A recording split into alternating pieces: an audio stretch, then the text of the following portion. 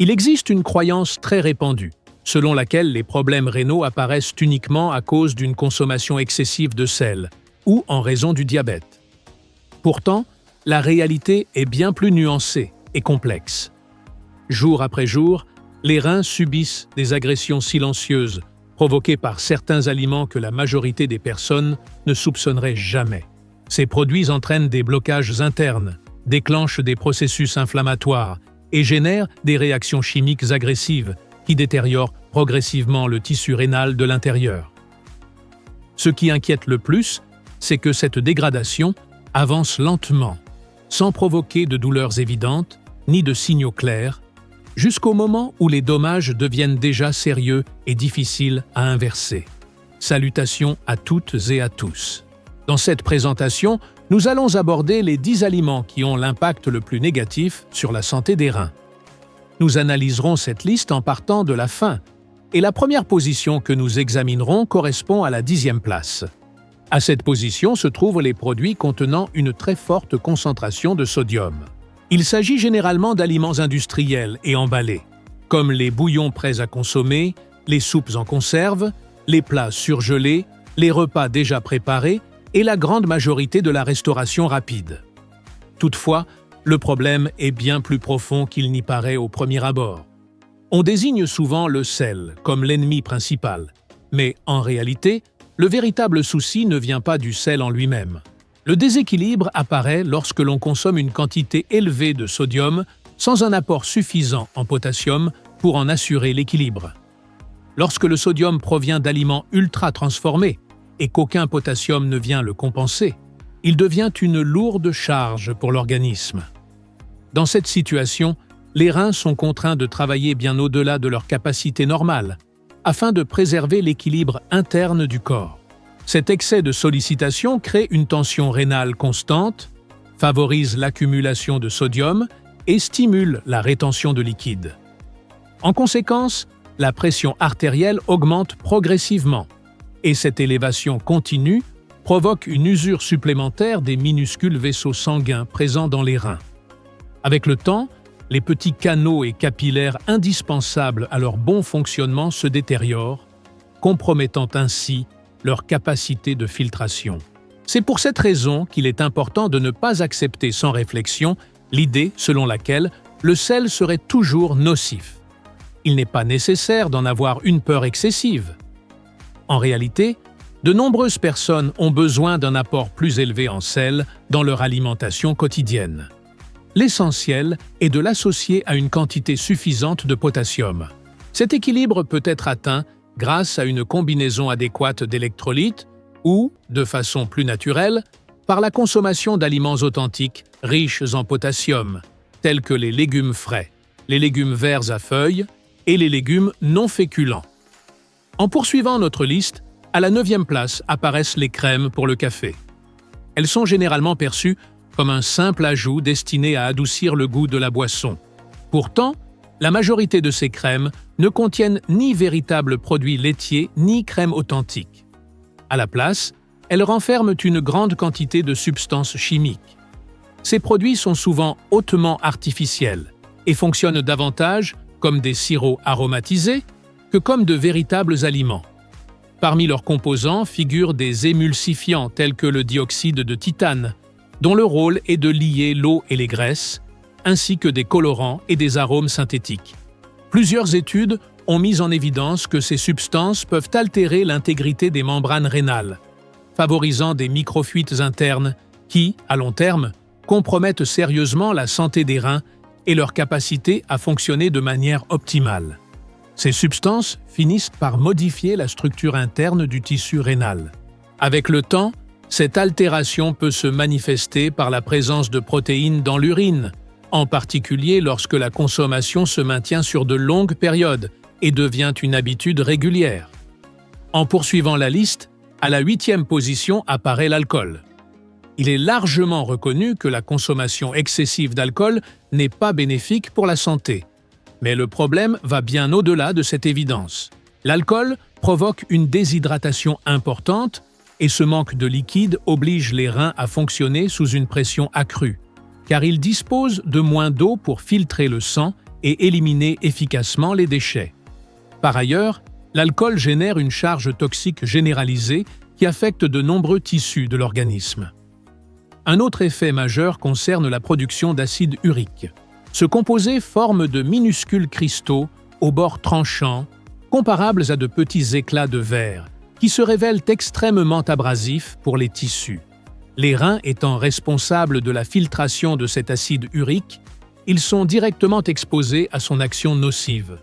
Avec le temps, ces cristaux peuvent s'agglomérer et donner naissance à des calculs rénaux. L'alcool occupe cette place dans la liste lorsqu'on parle de sa consommation sous une forme relativement pure et modérée, comme cela peut être le cas avec certaines boissons distillées. Toutefois, son impact négatif peut augmenter de manière considérable lorsqu'il est associé à d'autres ingrédients, ce qui est très fréquent. Par exemple, les boissons mélangées contiennent souvent de grandes quantités de sucre, principalement sous forme de fructose, dont les effets nocifs seront abordés séparément en raison de leur importance. À cela s'ajoutent les édulcorants artificiels, qui aggravent encore davantage la situation, ainsi que divers additifs chimiques incorporés à ces boissons. En avançant vers la 7e position, nous trouvons les smoothies verts. Pour beaucoup de personnes, cela peut sembler surprenant, car ces boissons sont généralement associées à des habitudes saines et à un mode de vie orienté vers le bien-être. Elles sont perçues comme une option nutritive, voire comme une récompense au sein d'une routine équilibrée. Cependant, plusieurs des ingrédients les plus couramment utilisés dans ces smoothies, comme les épinards, les amandes et la betterave, contiennent des niveaux élevés d'oxalates. Lorsque ces boissons sont consommées fréquemment et en grande quantité, en particulier lorsqu'elles sont chargées d'épinards jour après jour, une accumulation excessive d'oxalates peut se produire dans l'organisme. Ces composés ont la capacité de former des cristaux qui, avec le temps, peuvent se transformer en calculs rénaux. Il est vrai que de nombreuses personnes tirent des bénéfices de la consommation de smoothies verts, ce qui amène à se demander pourquoi, dans certains cas, ils deviennent problématiques. La réponse réside dans la manière dont chaque organisme gère les oxalates. Ces composés ne sont pas intrinsèquement nocifs, mais certaines personnes ont des difficultés à les métaboliser correctement, ce qui les rend potentiellement dangereux. L'un des moyens par lesquels le corps peut les gérer est leur dégradation. Il existe des bactéries spécifiques dans l'intestin qui remplissent cette fonction. Lorsque le microbiote intestinal est solide et diversifié, une bactérie chargée de décomposer les oxalates est généralement présente. Dans ce cas, les oxalates ne sont pas absorbés et cessent de représenter une menace, car le véritable problème apparaît lorsqu'ils passent dans la circulation sanguine et finissent par atteindre les reins. Une autre stratégie du corps consiste à lier les oxalates à certains minéraux.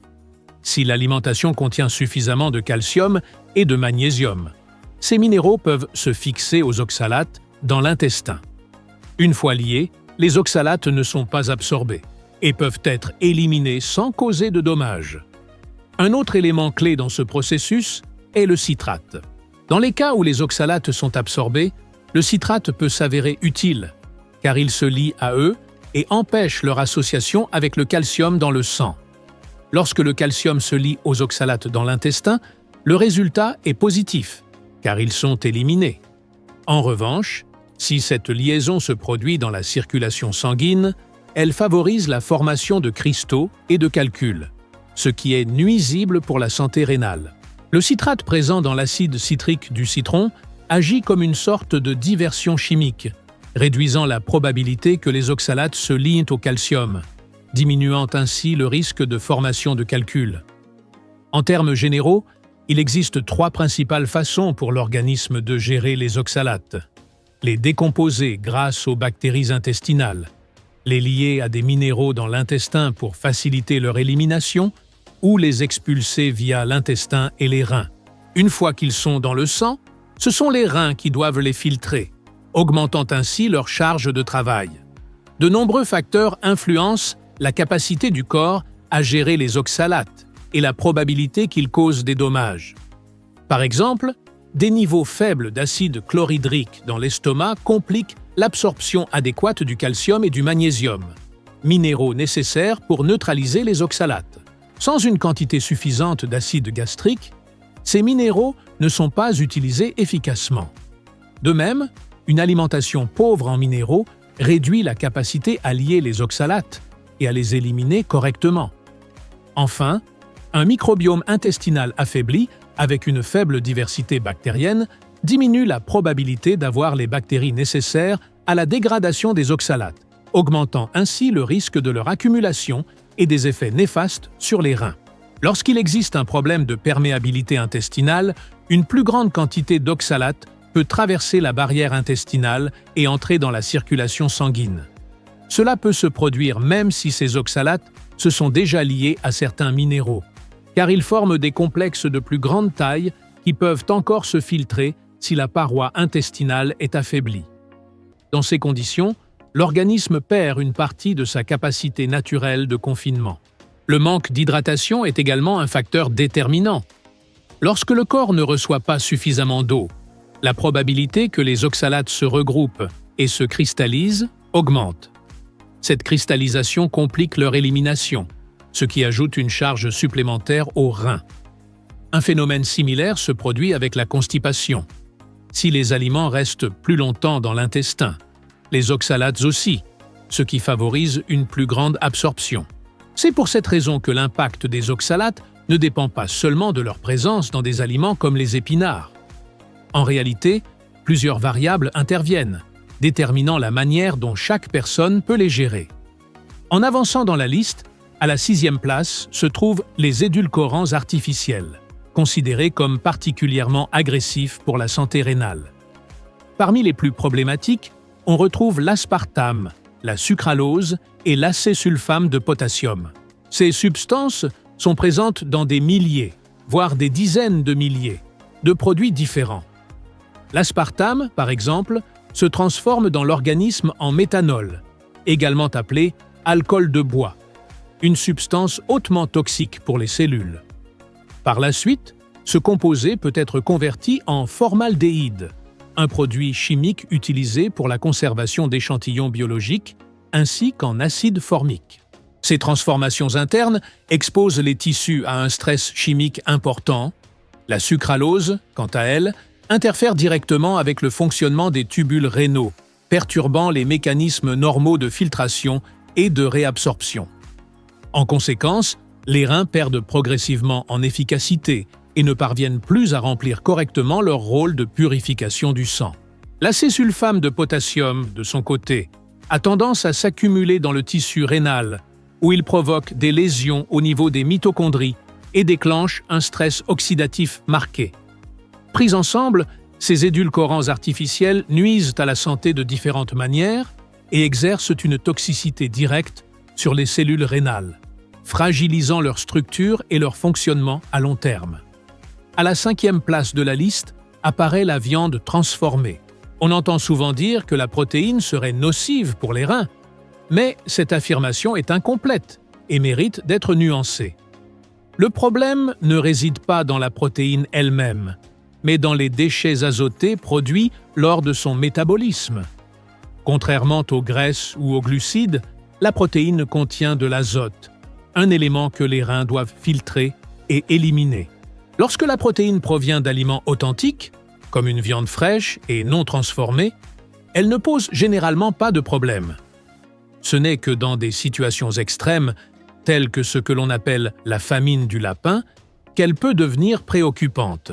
Ce scénario survient lorsqu'une personne consomme exclusivement une protéine extrêmement maigre, en quantités excessives. Par exemple, environ 3400 grammes par jour, sans autres nutriments capables d'équilibrer la charge métabolique. Dans ce contexte précis, l'accumulation de déchets azotés peut surcharger les reins de manière significative. En dehors de cas aussi extrêmes, la protéine ne cause généralement pas de dommages aux reins, sauf si elle s'associe à d'autres facteurs de risque. Lorsqu'une personne souffre déjà d'une maladie rénale, est chroniquement déshydratée ou présente des troubles métaboliques, sa capacité à traiter les protéines peut être diminuée. Dans ces situations particulières, il peut être judicieux de réduire légèrement leur consommation. Il est toutefois essentiel de rappeler que les protéines sont indispensables à la réparation et à la régénération des tissus, y compris ceux des reins eux-mêmes. Le véritable problème lié aux viandes transformées provient des substances additionnelles qu'elles contiennent. Elles renferment souvent des conservateurs à base de phosphate, de nitrate, de nitrite, ainsi que des produits finaux de glycation avancés. Ces composés sont particulièrement irritants et abrasifs pour de nombreux tissus. Ensemble, ces additifs augmentent l'acidité de l'organisme, favorisent la calcification et encouragent des processus de cicatrisation anormale au niveau des reins, ce qui nuit à leur bon fonctionnement sur le long terme. À la 4e place se trouvent les aliments riches en phosphate. Le phosphate, en soi, n'est pas dangereux. Au contraire, associé au calcium, il constitue un élément fondamental de la structure osseuse. Le problème apparaît lorsque sa consommation devient excessive et, surtout, lorsqu'il provient de sources artificielles. Dans de nombreux aliments ultra-transformés, tels que les fromages fondus, ces tranches de fromage artificiel souvent ajoutées aux hamburgers, les boissons gazeuses, les plats surgelés, les repas prêts à réchauffer et la restauration rapide, de grandes quantités de conservateurs à base de phosphate sont ajoutés. Ces phosphates inorganiques, combinés à d'autres additifs et agents de conservation, n'existent pas naturellement dans les aliments. L'excès et le déséquilibre qu'ils provoquent peuvent exercer un effet négatif sur les reins, en particulier lorsqu'ils sont consommés de manière régulière et prolongée, fragilisant peu à peu la fonction rénale et augmentant le risque de complications à long terme. Ces phosphates artificiels sont absorbés par l'organisme dans une proportion extrêmement élevée, proche de 9 parts sur 10.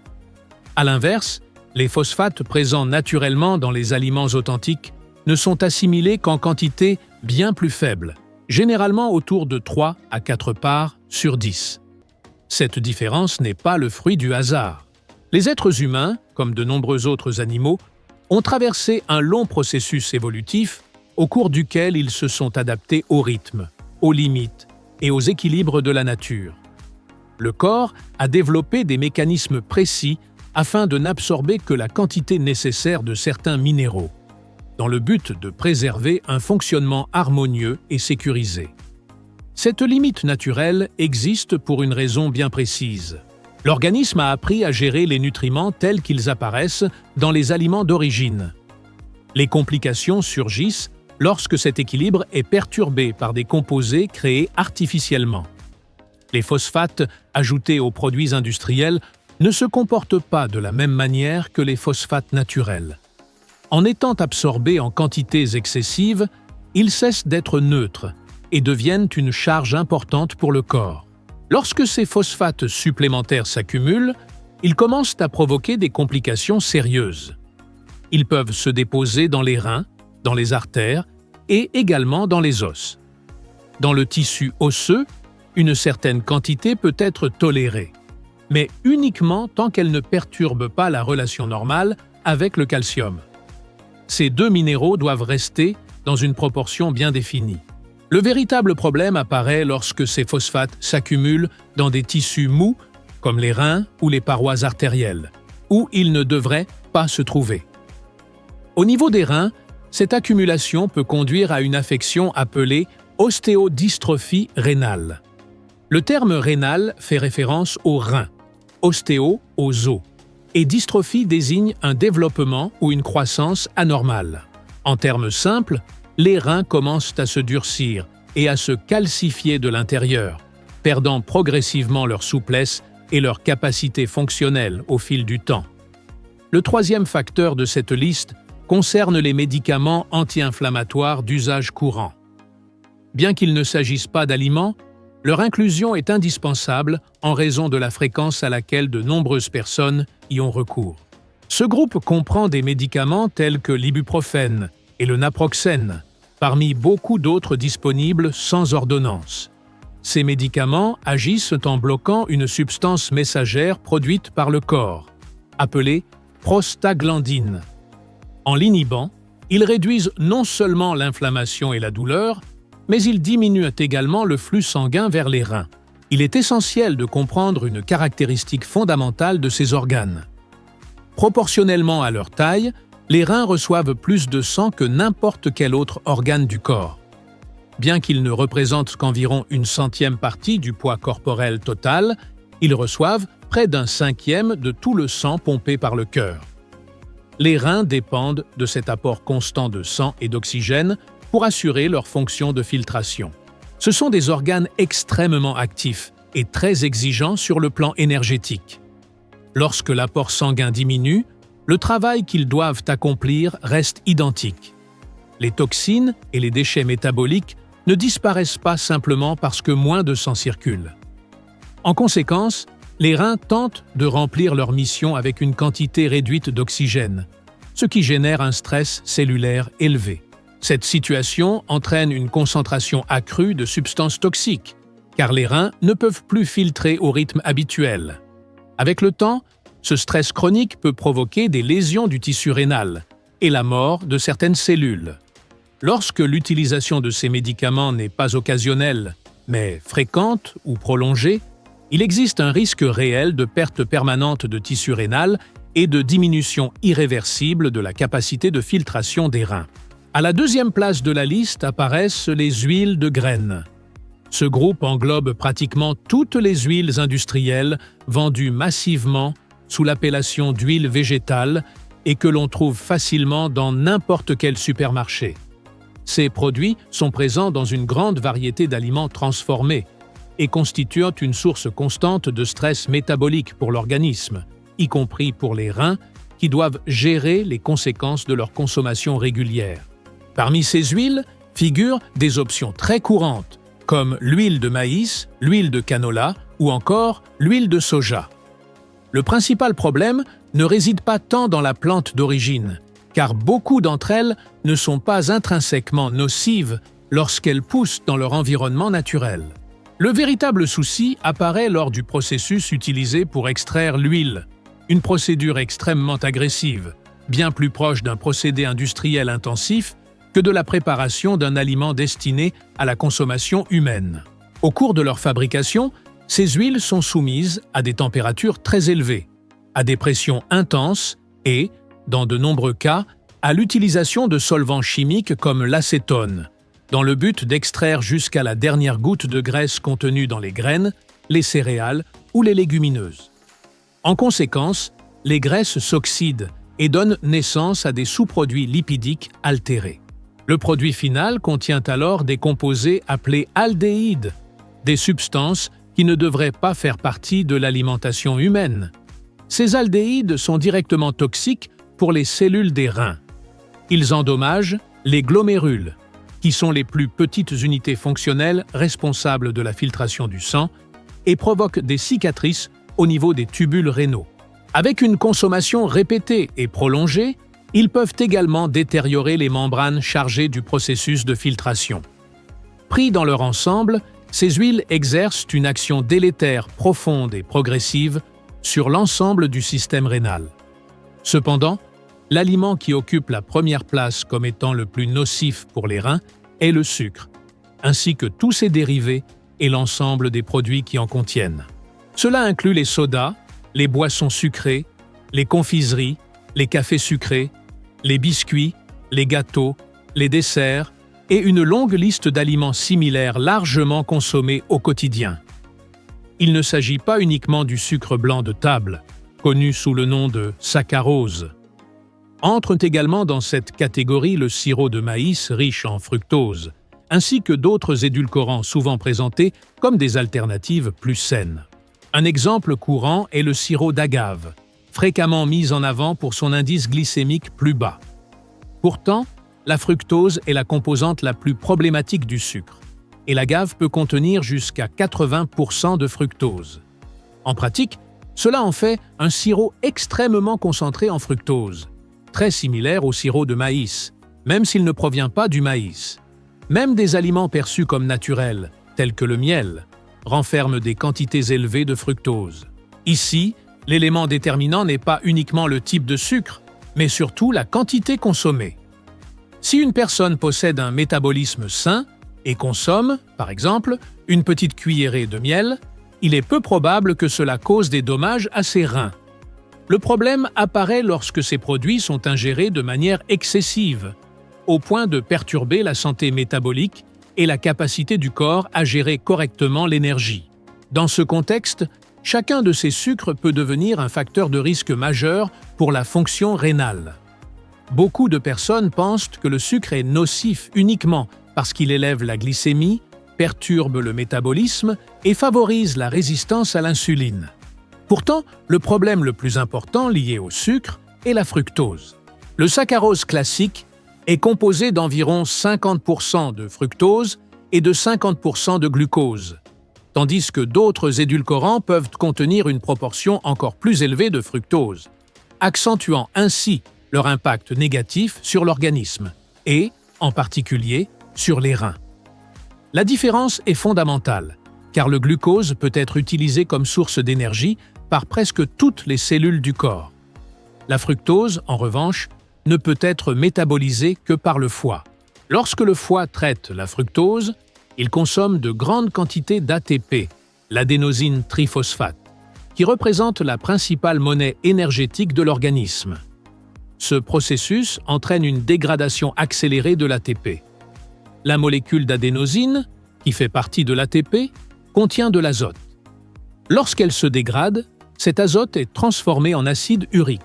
C'est pour cette raison que de nombreux troubles rénaux sont liés à l'acide urique, car celui-ci forme des cristaux durs, rugueux et particulièrement abrasifs. La plupart des personnes associent l'acide urique uniquement à la consommation de protéines, sans tenir compte du fait que le sucre, bien qu'il ne contienne pas de protéines, peut faire augmenter de manière significative les niveaux d'acide urique en raison de la dégradation de l'ATP. En réalité, une consommation élevée de sucre riche en fructose constitue l'un des moyens les plus rapides et les plus puissants d'élever les taux d'acide urique dans l'organisme.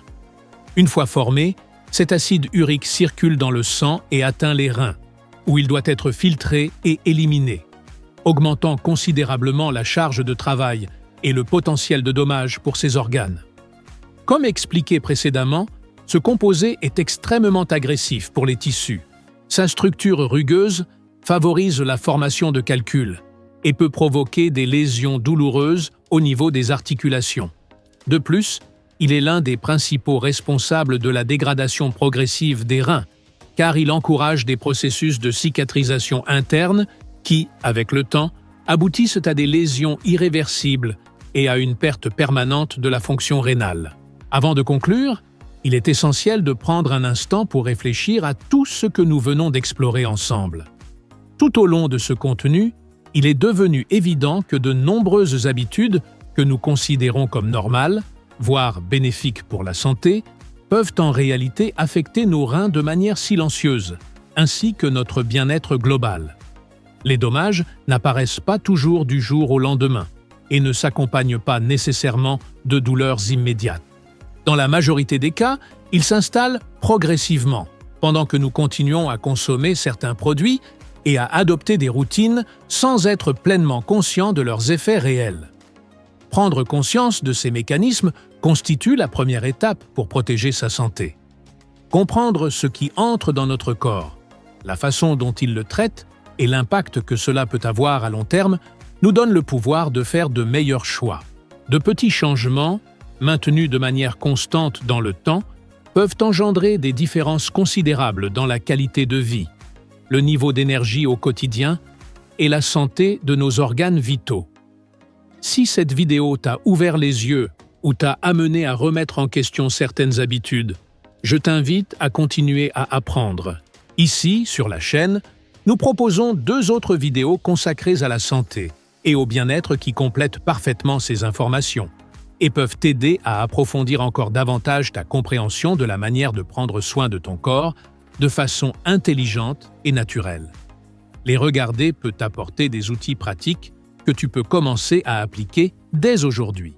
De plus, s'abonner à la chaîne est entièrement gratuit et constitue un moyen simple de t'assurer de ne pas manquer les prochains contenus, conçus pour t'aider à mieux vivre, grâce à des informations claires, utiles et fondées sur une approche consciente de la santé. Si cette vidéo t'a apporté de la valeur, n'hésite pas à lui laisser un « j'aime », car cela soutient la chaîne et permettent à ce message d'atteindre davantage de personnes qui en ont également besoin. Souviens-toi, ta santé est un investissement, pas une dépense. Commence dès aujourd'hui à prendre des décisions plus éclairées.